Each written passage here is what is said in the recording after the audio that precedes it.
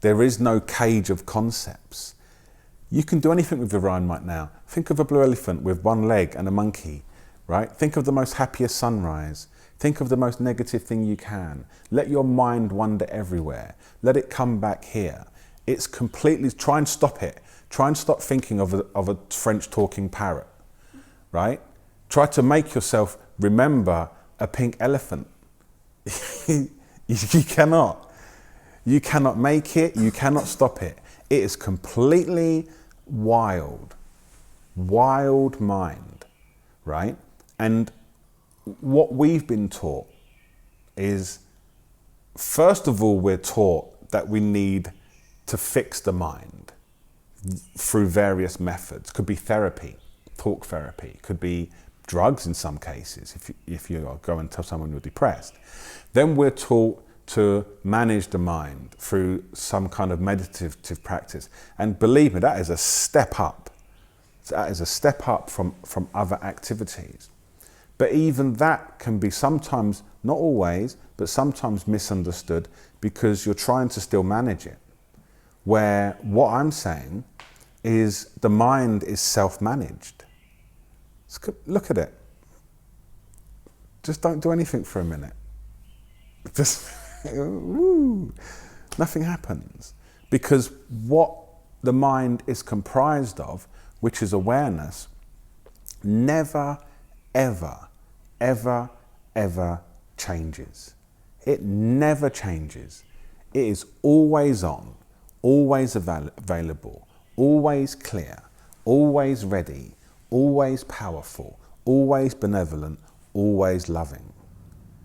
And this is hard to see at first, but that's why I keep this ball here, right? So, hello. This reflects everything around it. Look at it, right? Everything around it. Is it stained by it? If I do like angry face, it just reflects an angry face. If I do a loving face, it reflects a loving face. We're like the crystal ball.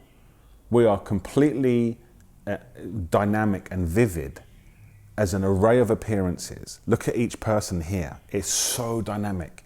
It's so rich and it's beautiful, right? But we're a crystal ball. We're never stained by it. If I look at the most traumatic things that have happened to me, they don't stain awareness. It never, ever changes. One of my common analogies is a cinema, and you project a movie onto the screen, and it doesn't matter what you project. The screen stays as it is. That's what it does. A happy movie and an unhappy movie, the screen stays. There is not a cinema in the world that's like, this is a bit of a silly analogy, but I'm going with it. There's not a cinema in the world which is like, oh, I've just been playing sad films all week. I'm really sad now. It just completely adopts to the next movie. And even though a cinema is a silly analogy, babies do that. When you watch a baby fall over, wah, rattle comes along, yay. Nothing's held. And all we've learned is a cognitive process to proliferate experiences into fixed moments. So a firework explodes into the sky, and that's what happened. I bumped my knee, right? We then go, like the rest of the firework, oh, I bumped my knee. Oh, I'm such an idiot. I'm really clumsy. I always bump my knee. La la la la la la la la la. And we make this display, and then when we stop thinking about it, it just settles again to the black sky.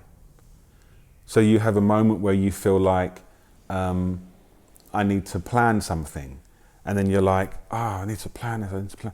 And then you don't, and it just settles it down.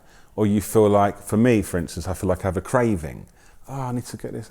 It just settles down. Or you feel like you need connection, or you need to be alone. It's the same process.